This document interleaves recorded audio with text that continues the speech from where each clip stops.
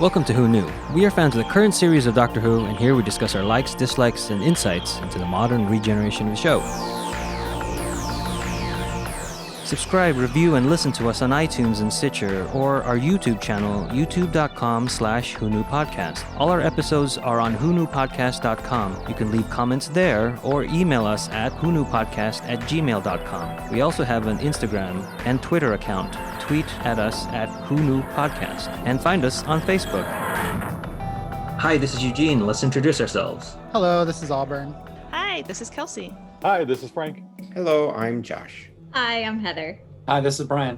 And now we have the rest of our Season 6 overview. Enjoy! The Impossible Astronaut, Day of the Moon, The Curse of the Black Spot, The Doctor's Wife, The Rebel Flesh, and The Almost People. The Good Man Goes to War. The next episode should be called Clothes Shopping in Germany. Okay. This is the one Nazi where fashion.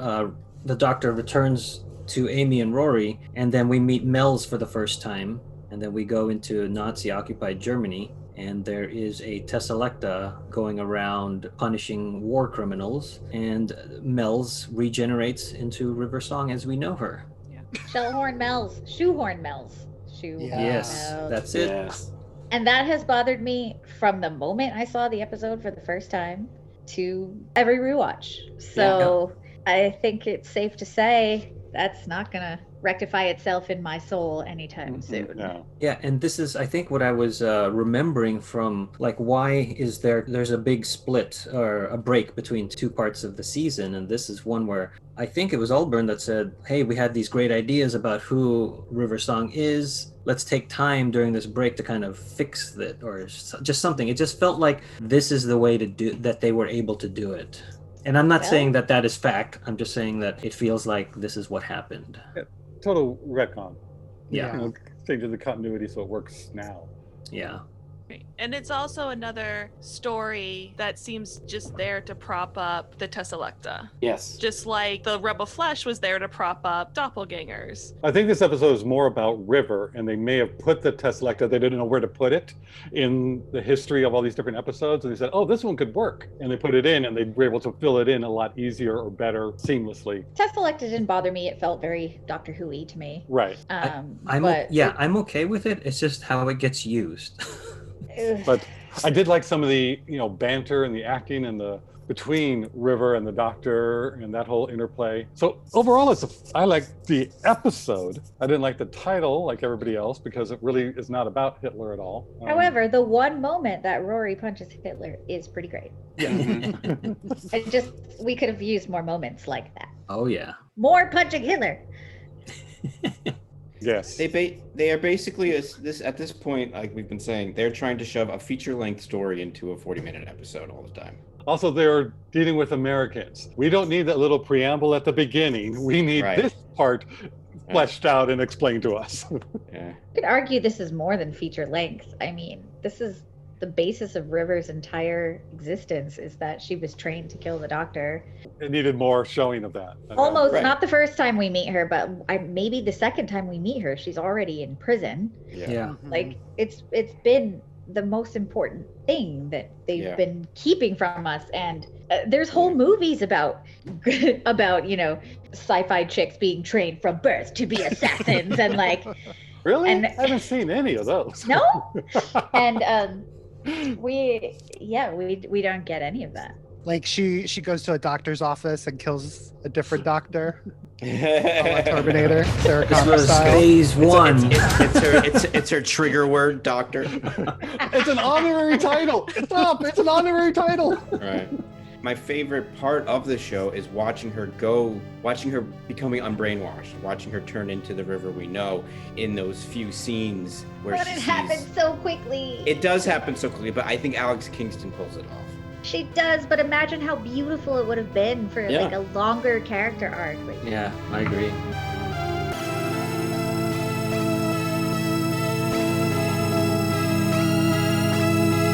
Night Terrors is the 9th episode, the second one from the break, and this deals with a boy calling out to the Doctor, and the Doctor receives a message on the psychic paper, and then the Doctor tries to figure out where this boy is, and the closet holds all the things that the boy is scared of, and Amy and Rory get miniaturized, or they get into the dollhouse that is in the closet, and lots of other things come to life.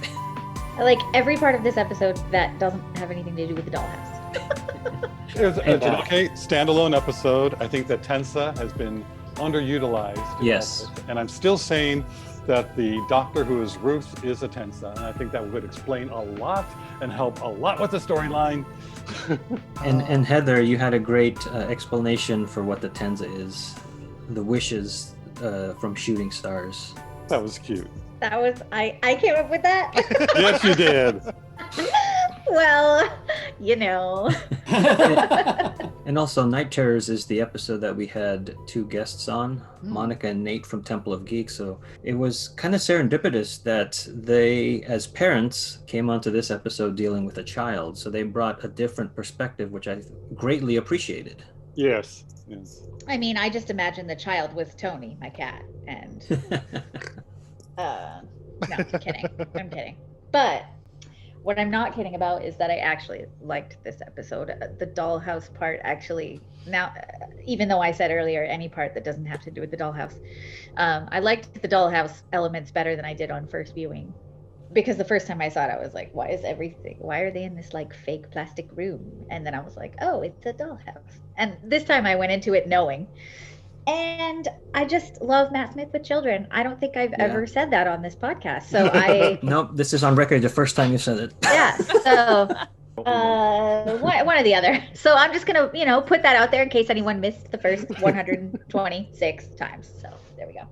Night Terrors also has the emotional impact at the end still hits, but I wish it wasn't so quick. I think there needed to be a little bit more, not maybe realization is the wrong word, but just something that says like Alex embraces his son George and says, "You're my son." It's like I really connected with that moment, and I wasn't expecting to, and I wish that it wasn't so quick. Yeah, and there was honestly probably time they could have saved off somewhere else. Yeah, just something, because it felt like we were building up, and then all of a sudden, oh, we have to end. Right. That could have been the editor who decided not to make that a big moment. Because I know when I'm editing, I make moments out of things that touch me. So maybe the editor was just not like feeling the whole son dad storyline, and they were like, "You're my son, yes, check." This was a guy that didn't have a good relationship with his dad. Yeah. Like every moment of this hurts me. Cut.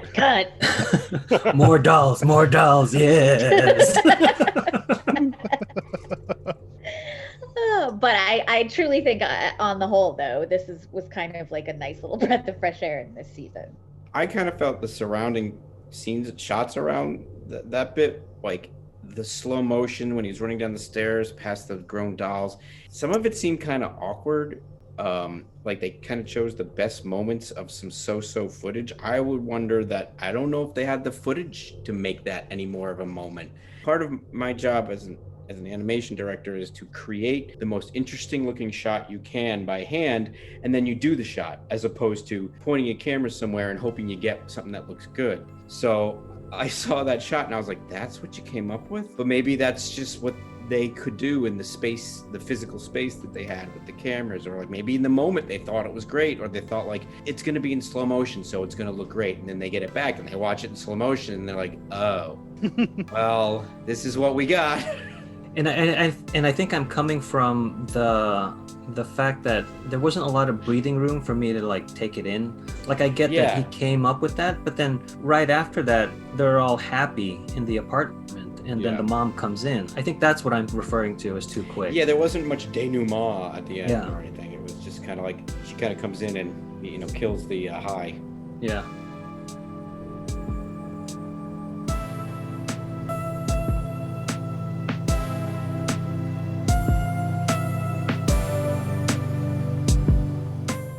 The next episode is The Girl Who Waited. Amy and Rory are taken to the planet Apalachia by the Doctor to kind of have a nice day at the beach or a picnic. But it turns out that there's a deadly plague going on, and Amy gets trapped in a different timeline, and the Doctor and Rory have to figure out how to get her out of that timeline, but they find her when she's aged 36 years later. This is my favorite episode of the season. I thought, yes, it is a Doctor Light episode. I wouldn't bring a new person to this because of that. But I think Karen really owned it and shines in a lot of her acting choices. Yeah. Does really well playing the different timelines. So I really like this episode. Yeah, and I think it was brought up in our discussion of this episode where there's nonverbal communication, the way that I think it's older Amy in her like makeshift shelter where she has Rory and the saved Amy, the younger Amy, I guess we'll say, doing The some one great where stuff. Rory wants the other Amy to hear Amy speaking. Yeah. That one. So he's holding the, Yeah, then he lifts it up to see her under the reflection. I just like the filmmaking aspect of this episode. There's a lot of great things told to us story-wise that is not verbal, and for that I applaud it for. This is a most improved for me because I did not like this episode before this. So, and I really I like it a lot now. So this is my, is there an acronym for that? Most improved. Most improved is good. I think that's There's no MVP type acronym. That's what I was trying to think of. Okay. H. Stop. I. Did we talk about originally when we went over this episode that it's the second instance of a second Amy dying physically to sacrifice for the actual Amy? I think we What might was have. the first one? No, the doppelganger. The ganger. Oh. There's a motif of two Amys, one going away so the other one can be. Well, the other motif is waiting. Yeah. Yeah, that's yeah. The Pawns have this whole thing about death. Yeah, they Yeah. really. They like revisiting it. But going back to the Doppler, did old Amy ever exist? That's the same thing with the doppelgangers. You're saying that they never became sentient because of this, so they didn't kill off the race. This is the same thing. Old Amy did exist. They remember her, so she existed, but she never really existed in this timeline because they saved her. I think So that it's- falls under timey-wimey, wibbly-wobbly logic. But yeah, that is the thing. Like, what makes someone, like, once they're gone? And this one I'm okay with because it's done in that timey-wimey feel. Yeah. The other one, they put too much emphasis on things. But this one, I get it, and I'm still sad about it. And I'm still happy that they remember her, so she did exist because of the memory. And always, people still live on in your memory. And that's important. So I really like this episode. I said in the episode, this is where I was getting tired of Moffat motifs. I was tired of waiting, They're always waiting. If it's not one of them waiting, it's the other one waiting. And to me... Love. Huh? That's love. Okay, then I'm not going to say what I was going to say next. But it's just kind of like you love someone that you put yourself through such torture. Like Rory waited 2,000 years to protect Amy because he loved her so much. But Amy did not wait this. Amelia waited for the Doctor to get so that she could have adventures. It's like you're putting your characters through a bit of hell. And it works a little bit. It definitely works in Rory in the 2,000 years. But what a freaking nightmare if you think about it. That's 2,000 years of torture. And he just keeps doing it. And it's like, stop it. Stop making this sort of bad thing happen to your characters. I just don't like it. Everyone knows suffering is sexy, okay? I don't know. I think it's just SIS. well, New it is Fragrance dramatic. by Calvin Klein. It is drama. I mean, conflict and that kind of stuff is drama, but the same drama gets old. Yeah, it's He doesn't. I mean, he does it. He actually does it one more time that I can think of right now, which is the worst example. You froze. Oh, I froze. that is a bad example. Yeah, now you're back. We were waiting. You were waiting. We waited for 26 years. Yeah, it's 30 years later. We remember it all. Hey, it's not so bad from this point of view. What I was saying was he does it again in a future episode with a future Doctor, and it's horrible. To me, it's like I can't watch that episode because it's too much of a nightmare. Oh my god, I love that episode. I can't wait till we get to it now. Everybody loves loves it, that yeah. episode. It is, people just fawn over that episode. I don't even want to watch it again for the podcast, but that's Well, it's a just few me. seasons down the road. It's just me though. And so it's like, I'm tired of me personally, I'm tired of the waiting motif. Moffat wants to hurt Amy and Rory. Yes. He just wants to hurt them. The whole house was separating them in the TARDIS, and again waiting because he's old. Rory's old, and then, all that. It is kind of funny though, because I don't mind Rory waiting, but I do mind Amy waiting, because Rory waits in The Doctor's Wife, and it's like, oh, that's okay. No. That's still just torturing those two. It's That's what he torture, wants. yes, but it's like, oh, but it's in a good episode. I like it. Okay. Waiting, by definition, has to do with time, and that's what the whole show is. It's a time traveler. So everything, it's like every facet of time gets touched upon within the series. But that's another thing with the time travel show. Why have them wait the whole 3 Exactly. months looking for River? Only because in reality 3 months happened. But why did the Doctor not pop back sooner? Why did Madame de Pompadour have to die before Exactly. we go back to see her? Also written by Stephen Moffat. Ah! Oh, I think the thing that most annoys me about that is it pushes me into, now I'm in the majority of episodes I like where they wait. You've ruined my world. Brian, I think you're totally justified though, because one of the reasons that you don't like it, I think, is because it's been abused. Yeah. It's been abused. That's a great. So yes. your point is not that you don't like the concept, it's that you don't like the abuse and overuse of the concept, which then detracts from the importance of the concept to begin with. Yeah. Perfect. Thank you for coming to my TED Talk. I used to watch the show Vampire Diaries when it first came out.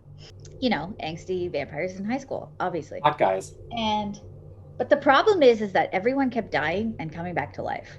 And I was like, I don't even care if you die anymore, because I'm probably going to see you in 10 minutes anyway. And it's like, how can you take away the emotional value of death? You've essentially taken away the importance of anything. The only So- stakes Great were the point. ones through their hearts. Ooh. Ayo. Stealing my jokes. Yeah. At least it wasn't the same vein. Oh. No, sorry. I'm going to give you that one. Well done. Well, it's an interesting thing story-wise if you think about like a lot of serials do, like even James Bond. Like, you can't change a character too much. You have to have a character arc. But if the character changes too much, they're no longer that character, and you can't make a serialized thing. So how do you keep James Bond a cocky womanizer if by the end of the movie he's not a cocky womanizer anymore? Where do you go from there? So if the conceit of Rory and Amy is that they both wait, if that's who they are, take that away, and who do you have? I don't think it's as warranted as it's placed upon in this regard, but I could see it happening. Like if Moffat's like, that's who these characters are, they're just achingly waiting throughout their entire existence, so that's what he puts on like every piece of story. I'm not condoning it, I'm just kind of analyzing it. I'm not condoning this Oh, behavior. no. I'm good. That was good. And on this rewatch or this revisit of The Girl Who Waited, I think this is where it cemented for me that the Doctor is sort of the villain. It's like a slow villain, because he's what causes them to, they're supposed to go to this place to have a fun time, but he's the reason that they're put in this situation where they have to choose between older 36-year-older Amy and Amy Prime, and he's the one that puts Rory in the position to make that decision, which that I did not like.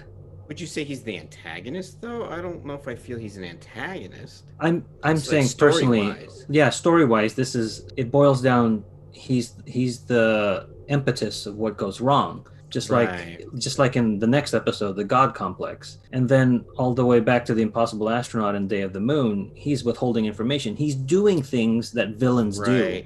Yeah, you're right. He's trying to be good, but it ends up being bad. And Rory is catching on to this. Yeah. Right. As we were saying, this is like the end of the Pawns character arc, because Rory at least has reached his point where it's like, I don't want to do this anymore.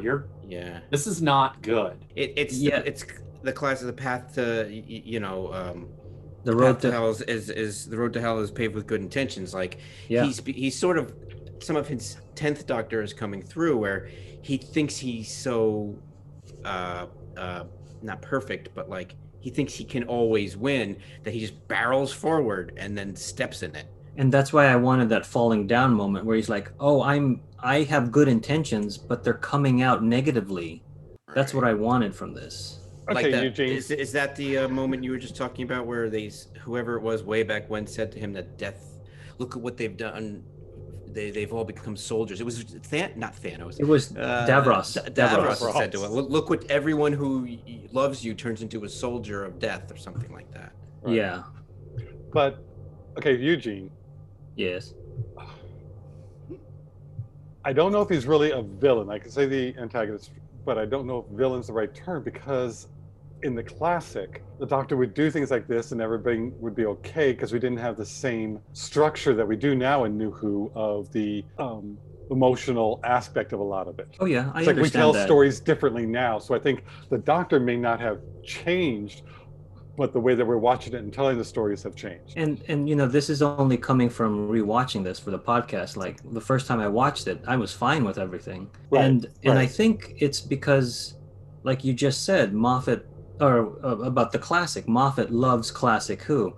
So he's taking what he likes, putting it into a modern day show, but the sensibilities don't work. Right. They need to be right. tweaked a little bit, because Tom Baker would do things to set plans in motion without letting his companions know, but at the end everybody's okay. Yeah, the Doctor causes problems. Watching these and being analytical, and why, and you know, I really wanted to know and look inside why I don't like season 6 as much, why I don't crack open this DVD, why it's like very pristine in my collection. And this podcast has helped me kind of figure out why I personally don't like these things in season 6.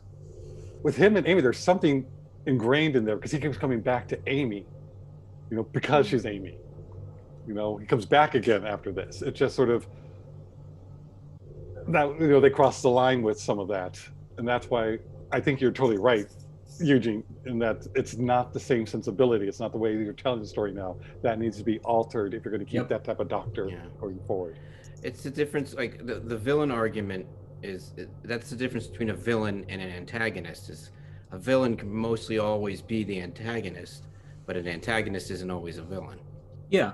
This has been said many times. I didn't make this up. That Thanos is the protagonist of not Endgame, of Infinity War, because you find out he opens the movie with "This is my goal. It's difficult," and he ends the movie with, spoiler alert, 5, 6, 7, 8. He accomplishes his goal. I thought you were trying to do a dance number. Yeah, I know. 5, 6, 7, I didn't want to count to 10. Who's going to start singing? That's the first thing that popped into my head. I should have got 10, 9, 8. Hello, my darling. Hello, my darling. There you go. Spoilers. But thinking about what you're saying, Eugene, I like taking the moment. This is sort of the pinnacle of that, where Pinnacle. I think that's what happens with Matt Smith, kind of rippling back even earlier. Like he kind of, in trying to help, he makes things worse a lot of the time. Yeah. I enjoy it. I don't think it's bad, but it's an interesting take, and this episode is sort of the pinnacle of that. And to go back to falling down, that's what I need so that I can still have my hero, because he goes, Right. I'm doing these things. I thought I was helping, but it turned out negatively. I'm not the bad guy. You know what I mean? Like, that's the thing that happens in falling down that I want to have happen with the 11th Doctor. As our old friend Arlene would say, that ain't never going to happen with the Doctor. Yeah, that's why I have my fan fiction. He's never going to accept that. What's that, your fan fiction? It's 5 volumes high now. Right. So but that yeah, to your point, Eugene, and to the point of this episode, he learns a little bit, because at the end of the episode he says goodbye to Amy and Rory and is like, you shouldn't travel with me anymore. It is not good for you. that's the next The God episode. Next Complex? episode. Next We're episode. about to do We're the on the God Complex. We're on I Girl Who thought. Waited. No, we're not. Girl Who Oh. Waited. Girl. You Okay. really want to get through these episodes. I know. Okay, sorry. So, but You're like the Minotaur waited for. we see the Doctor does learn something, because then in the God Complex, the way it ends with him dropping them off But does he learn though? Because the Minotaur gives him that message of death will follow you or something, and Right. he's like, what? So to me, again, it's not that falling down moment that I want. Yeah.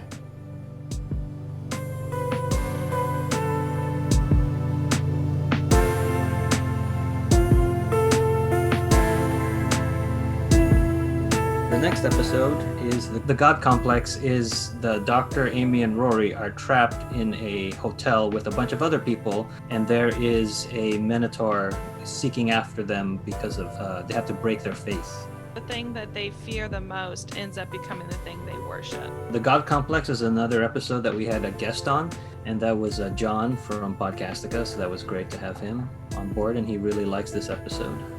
It is a good episode. I just wish they went deeper in reflection of what the theme was, what they're trying to say about faith, religion. Yeah, and the end is also and kind the of a fish. throwaway. I wanted a little bit more explanation of that. Yeah. But like we said on our review of the episode, it is great writing to delve into giving three-dimensional characters in such a short period of time where you get these people and they're fleshed out, which is really nice. Where a lot of the other ones, they're more one-dimensional things. And that's one thing with the Good Man Goes to War. A lot of those characters were one-dimensional, you know, the gay couple, and even the one who wrote the... Lorna Bucket. So, yeah. So it's just sort of, this showed some great techniques in filmmaking. Yeah, it was amazing that was a problem I had with The Good Man Goes to War, and then in the God Complex, like, oh, you fixed that. That's amazing. You took my advice. Yeah. Episode. It's interesting because Frank and I were watching another review of this episode, and the person pointed out something that I never noticed before, but it is such a profound change that I do think it's affected Doctor Who ever since. And that is when he gives Rory and Amy the house, this is the last time he has a full-time companion, at least until Bill with the 13th Doctor, and you could even make a case that Bill was part-time as well. For the rest of the series, it's, oh, Doctor, you've been gone for a few months. Let's have an adventure. You know, look at all this change that has happened to the companions in the time that you've been off traveling on your own. We hate each other's guts and are going to get a divorce. Or I'm going to go from a nanny to a school teacher. Or a model. It's like it is the full-time companion that lives in the TARDIS full-time, travels with him, doesn't go home much, stops in this episode. And I think that's a profound change to Doctor Who. It's not obvious, but the moment I heard that in the review, and I that's why I'm pointing out that we saw it in a review, it's like I did not come to this conclusion on my own, but it really did hit me where that changes a lot of the essence of the show for me. It's like the Doctor is not your part-time friend. The Doctor is not that someone who shows up every once in a while and you go out and have a party or an adventure. He's afraid of commitment now. Well, yeah, but it's like on the behalf of the other person. I think in Moffat's point of view, I think it's, well, we need to make the companions a little bit more three-dimensional, so they need to have a life. I don't think that's a Moffat thing. I think, can I interject? I don't want to interrupt you. No, yeah, go ahead. I agree with you, but I think that starts to come from the time that this series, the things that you're talking about, happened in IRL, in real life, where the idea of a companion diminishes that role, and they wanted the audience to have more three-dimensional characters to relate to. Plus the fact Doctor Who started to become even more a worldwide phenomenon, not a British phenomenon, and less relatable. Like now it's just like, do we accept this goofy guy in our hearts and our TVs? Now we have to convince the world. Well, how are we going to do that? We got to make sure everyone else is you know, the CW grounded. Was really big. Yeah, like the CW was becoming like one of the biggest networks for American television, at least. So if you think about what was going on with Clara and what was the guy's name? I don't know, whatever. It was a lot of Danny. It was a lot of emotional drama that had nothing to do with the Doctor. And he would come in, and so he was basically Fonzie. He was the guest star. Exactly. He's secondary. Right. And I think that probably came more from, hey, we got to make sure that people keep watching this show. So what can we do so these companions aren't just companions? Because no one's a companion. Well, they have had, all of them have had the same mentality since the reboot, which is not the classic show, but in the reboot on, the companion is always the main character. Russell said that, and it's like, the Rose is the main character of that season. She's the one who does have the character arc, the beginning, the middle, the end, because the Doctor doesn't change. Exactly. The show's been on. I just think they did it well. So. They just did it better. And that from the moment you officially made it that these companions are part-time, that time passes a lot and things can change. I think that really does it definitely affects the relationship of the companions with the Doctor, which to me is another thing that gets old. It really does get old. Like, some of it's great. Like, there's in one episode, Amy says to the Doctor, we think it's 10 years. We don't know, but we think it's 10 years that we have traveled with you. Because our friends are actually saying we look older than we should.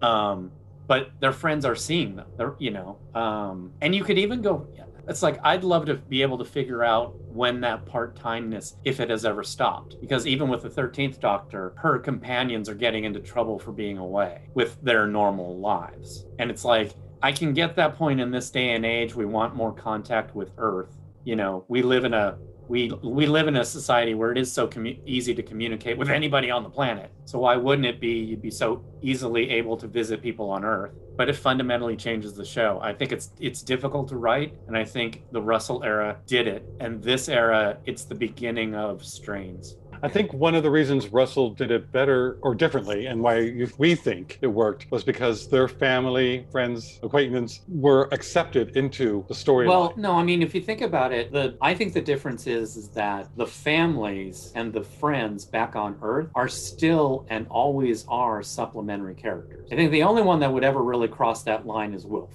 But like Jackie, Jackie's a great character and has a character arc, which is fantastic, but she's still always secondary and supplementary. But also, my thing is what I'm saying is, I'm not looking at it from, because I think I said it wrong. It's not a story point. There is no main non-supplementary character with Rory and Amy. That I said that wrong. It's Rory and Amy, or Rose never goes home to Jackie and stays for 6 months. Not even after Rose has disappeared for a full year. Even at the end of that episode, she still gets into the TARDIS a day later and leaves. Because the full-time story of this show is a character that travels with the Doctor. Whereas Amy and Rory reach that point where it's like, we don't need to travel with you all the time. So he will come back and be like, it's been 3 months. I think this is, for me, it is one of the things. I have one more, which I'll say at the end. But for me, this is one of those things. It is a good point.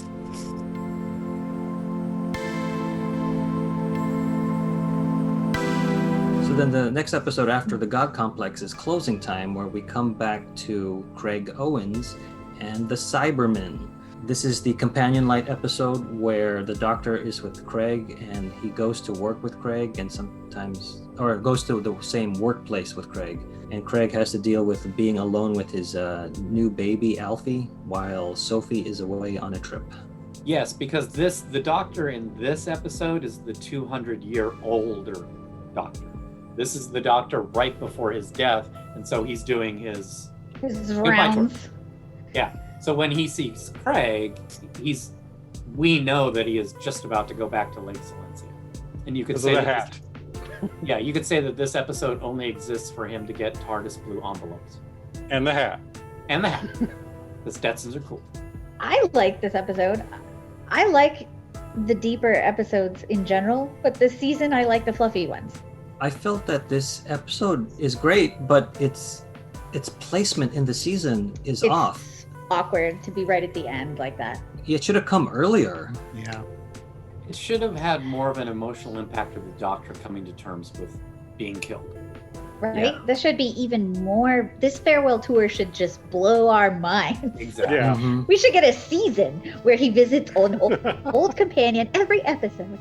When we did our episode and we were talking about the next episode being the last of the season, we're like, this is it? It was just odd to be like, this is the second to last episode. Yeah. This is the first time that season finale has not been a two-parter. They were, planning out the season, and they went, we'll have this great emotional wallop of a farewell. Yeah. Yeah. Because if you get rid of that last segment of this episode, this could fit anywhere. I could watch this at any time in my viewing. Yeah. Because I do like that moment at the end where he sees those kids.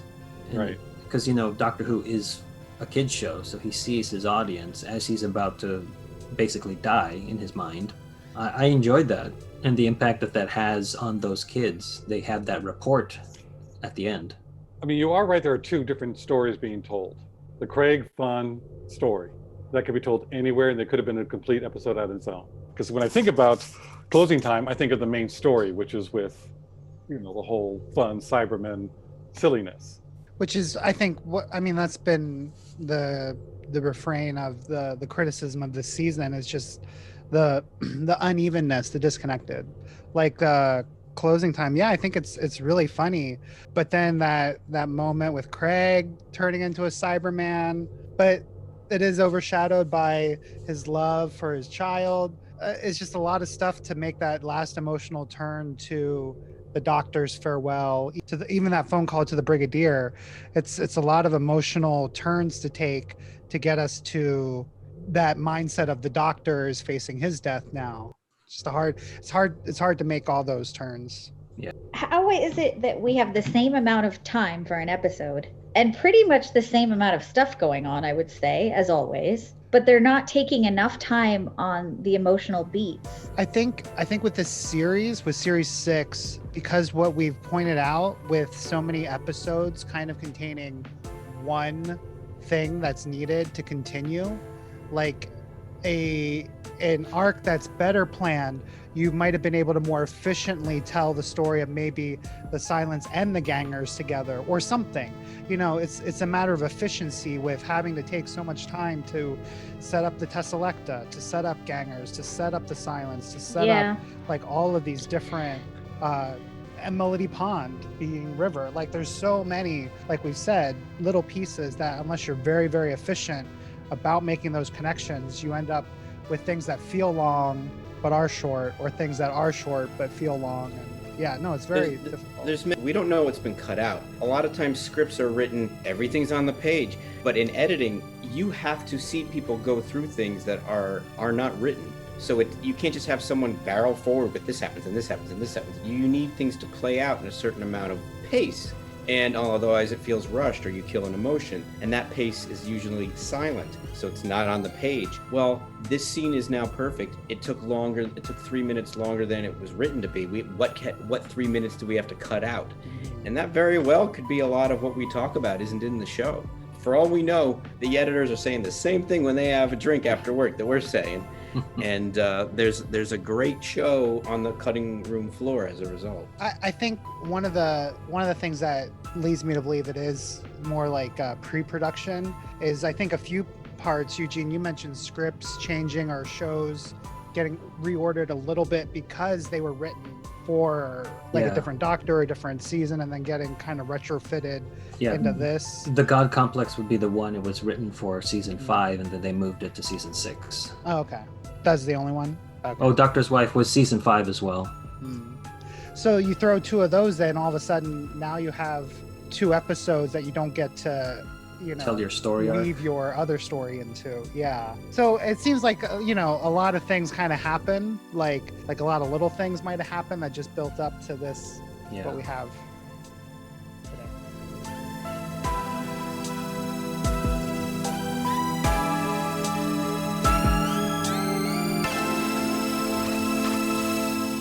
So the last episode in season 6 is the wedding of River Song, and this is where time has gone crazy and everything is happening at once. The Doctor gets that's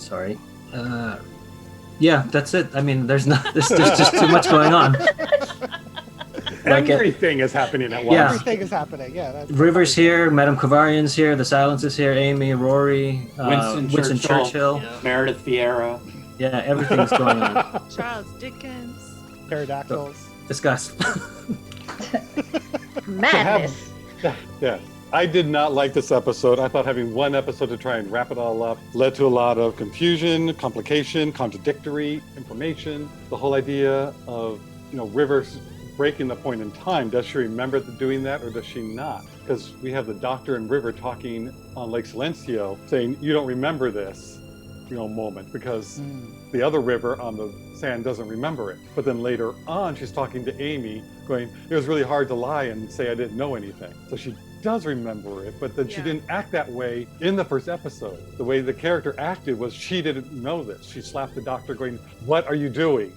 So it's changing and retconning too many things to try and fit it all in. We learn in this that the silence isn't the silence. That was last season, first episode, the silence will fall. And then like this first episode of this season, so that's the silence. That's what we were waiting a whole season for. No. He just says, no, the whole silence's fault is the doctor not trying to give away the secret. So the silence has to fall to stop it.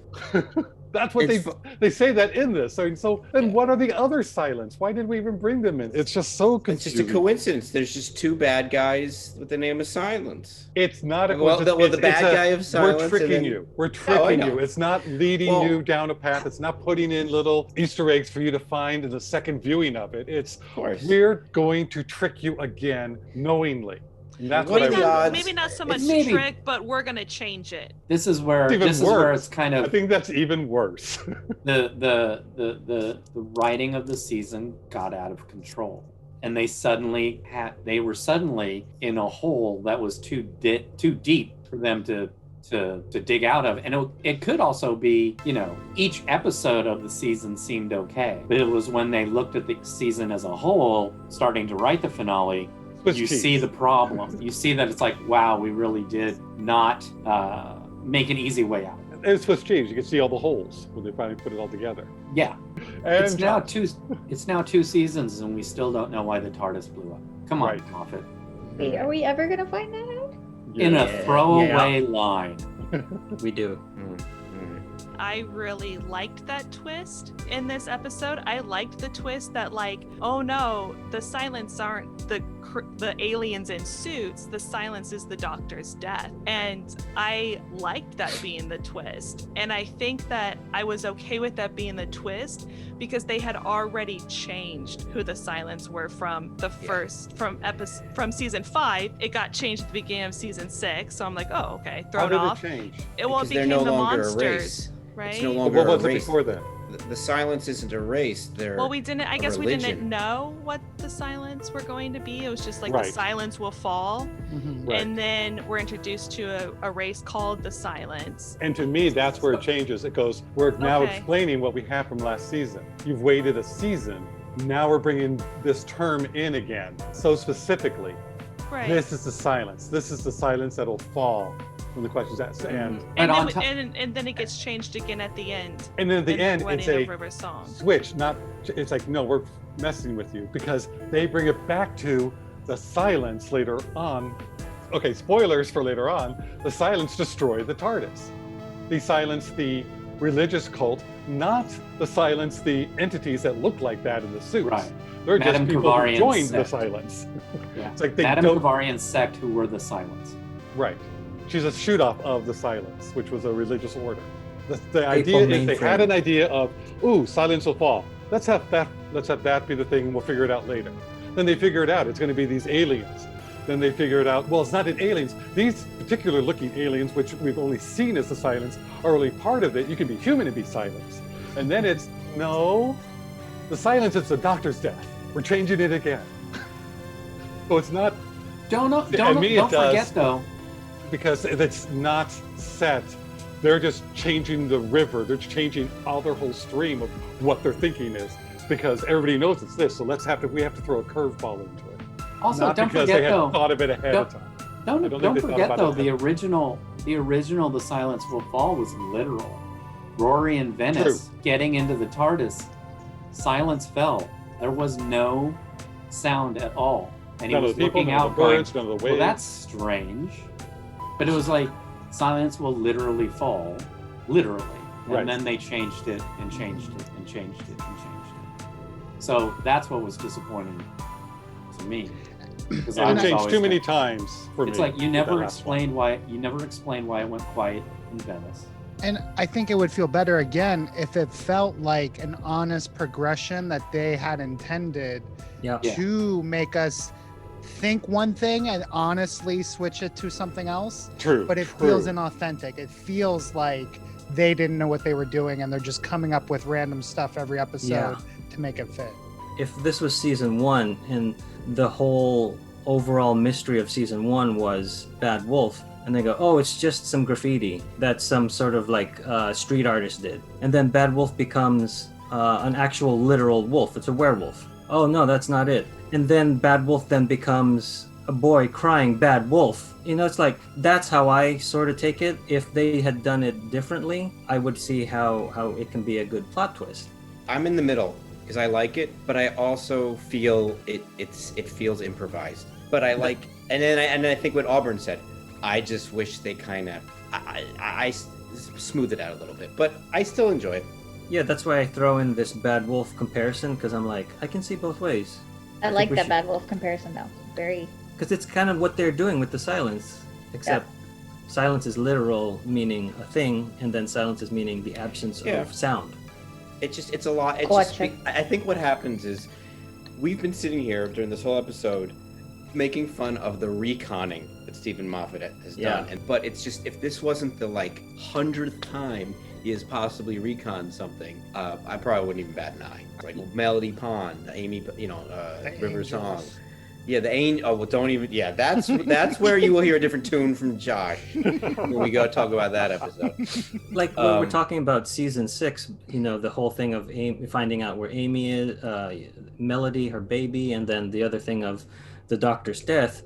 To me, season 6's big bad is plot twists, questions, and open-ended mysteries. It's not those other things I just mentioned. I enjoy the emotional arc of this whole season so much that I kind of forgive a lot of the things that we are complaining about. That's just I get that. Me personally. Yeah. I mean, that's why the show continues to exist and thrive. Yes. Yeah. A lot of people are willing to forgive a lot.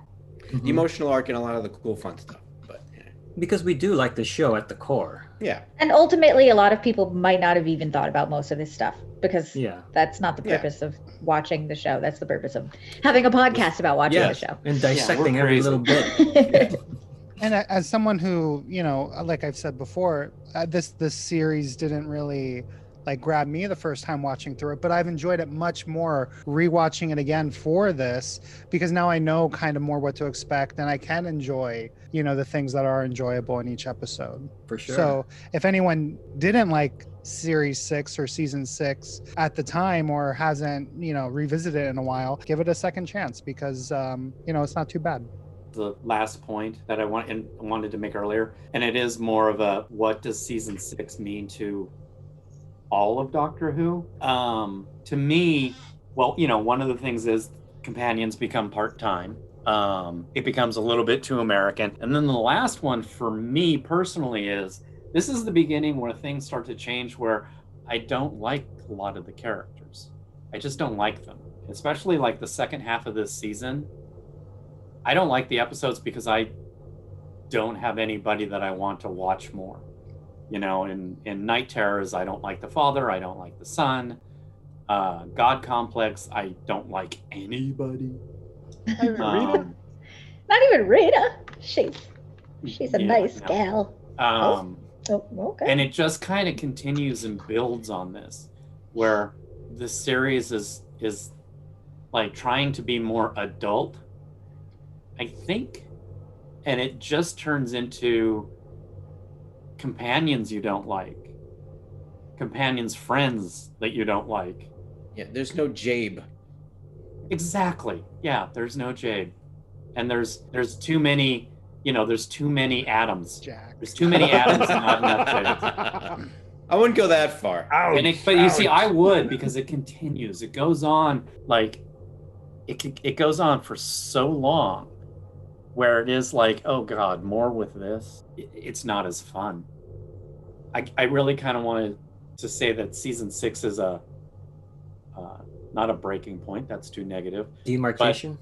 It's a what? Yes. It's demarcation. This is Doctor Who splits off from what it was before in season 6.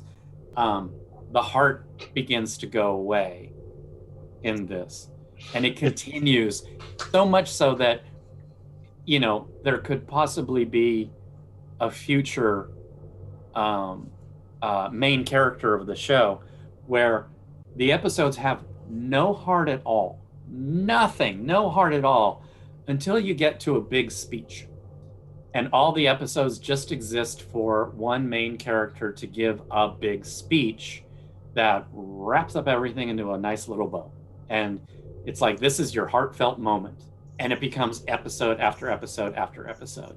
And you sit there and you go, speech was great. Why did I have to sit through 45 minutes of heartless stuff to get to this moment? This is all just beginning to click with me. So, thank you. Thank It you. reminded me, Brian, of Torchwood. This is a season where it all changed. Yeah. It's like, so I just laugh at that going, this is the season where it all changed. Some might say that it lost its hearts Oh, because the Doctor has two hearts. I felt a little. What do they call the plastic again? The season was not Flesh. fleshed out. Needed more fleshing out. Yeah. Maybe the season is just Autons? complex. Or complex. It's because I'm just trying to think right now. From this moment forward, is there any character to me like Donna? Is there any character to me just like a very small character like Mrs. Moore from the original Cyberman episode in season 2? See her for a very small amount of time, but it's great. She really does. She made a lasting impression that at least we still talk about years later. I don't see very many characters or moments like that going forward. Well, I think that's a symptom of a bunch of crazy, interesting ideas. What is the motivation for, especially this season? Right. As you were all talking here, I was thinking back, like the earlier seasons, even back in the day, were commentaries on something. Sometimes it was political, sometimes it was, humanity, and sometimes it was like an emotional concept. This season is a bunch of crazy ideas. How are we going to sort them all out, along with characters we really care about and see them grow? But there's no like spoilers. End of Planet of the Apes moment where it was a commentary on what we were trying to say. Even the was it Voyage of the Damned? What was the Titanic one? Yes. Voyage of the Damned.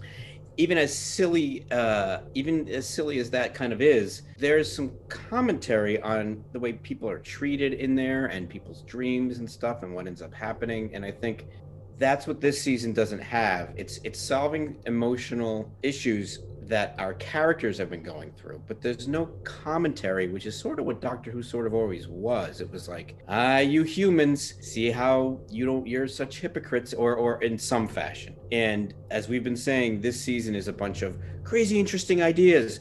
How are we going to do it? And then they just they dump the jigsaw puzzle over and they start putting the pieces together. And then they get bored with the puzzle and they move on to a new puzzle. Mhm. And then they're like, oh, these are a lot of pieces. Do we need all of them?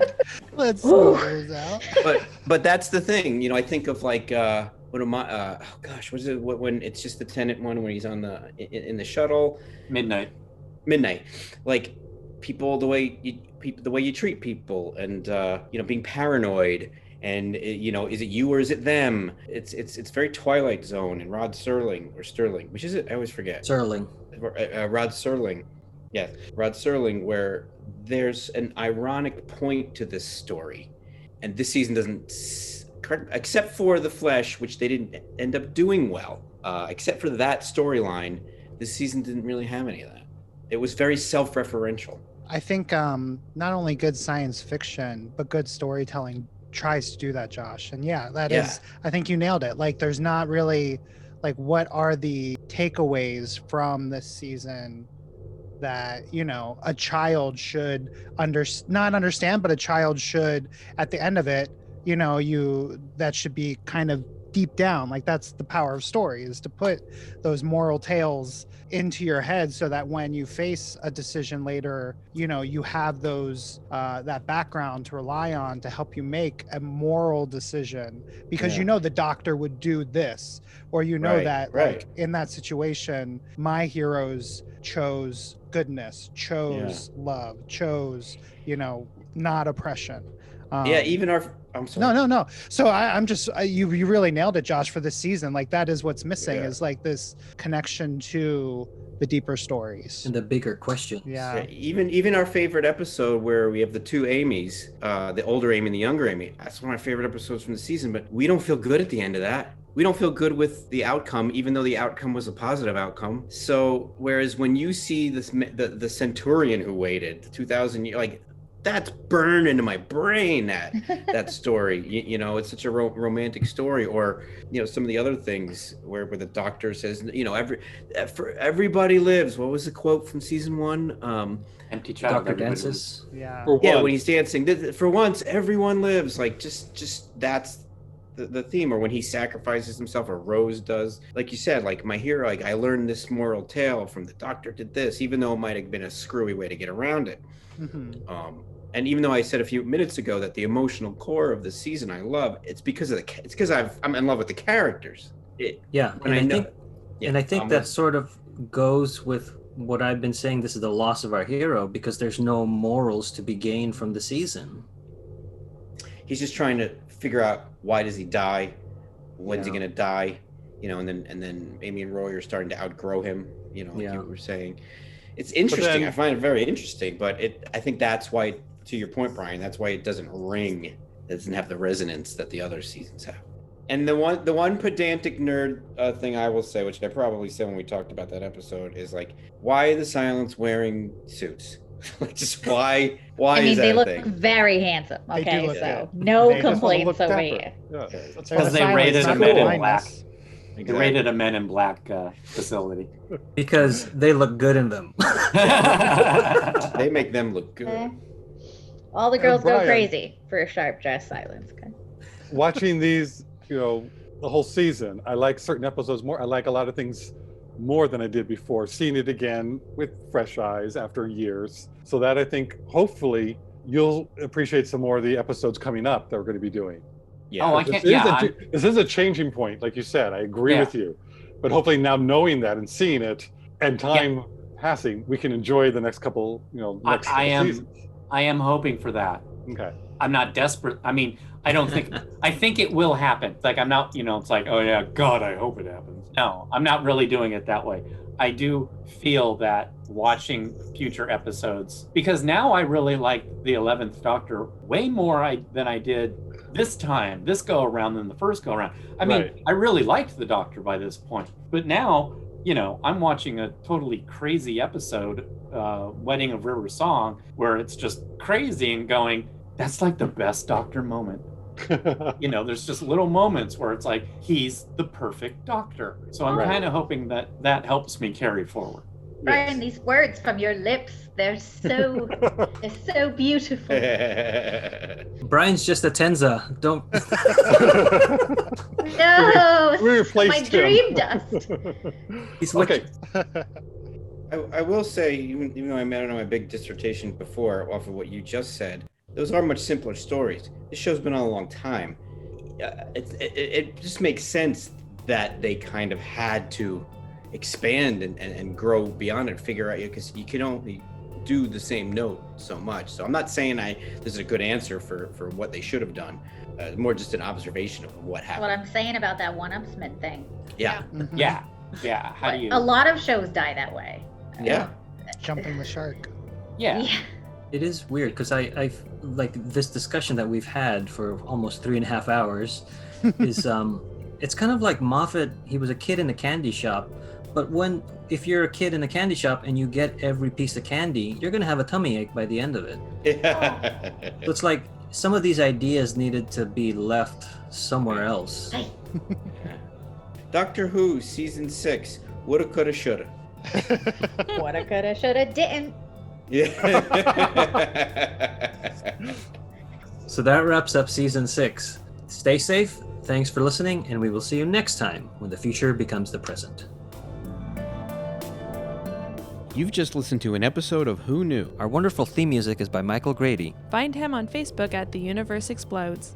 and we have additional music by Daniel Paggio. All our episodes are engineered by Allburn. You can find him at albernbinkley.com. You can also find this show in several places. Follow us on Twitter at Who Knew Podcast. Subscribe, review, and listen to us on iTunes and Stitcher. Or our YouTube channel, youtube.com/whoknewpodcast. All our episodes are on whoknewpodcast.com. Visit our Facebook page. Please leave comments, reviews, and click like to help support Who Knew Podcast. To listen to our show on your Amazon Echo device, enable the AnyPod podcast skill. Ask AnyPod to play the Who Knew Podcast. This podcast is inspired by Doctor Who, the longest-running sci-fi show in history. And especially the revival, spearheaded by Russell T. Davis, Thanks to Russell, Sydney Newman, Verity Lambert, Ron Grainer, Delia Derbyshire, and all those involved in the adventures of our favorite Time Lord. your work continues to inspire and entertain. And now we have the rest of our Season 6 overview. Enjoy. Perfect. I like the Okay. tone and the enjoy. Enjoy. Enjoy. It's not as long as actually watching the season.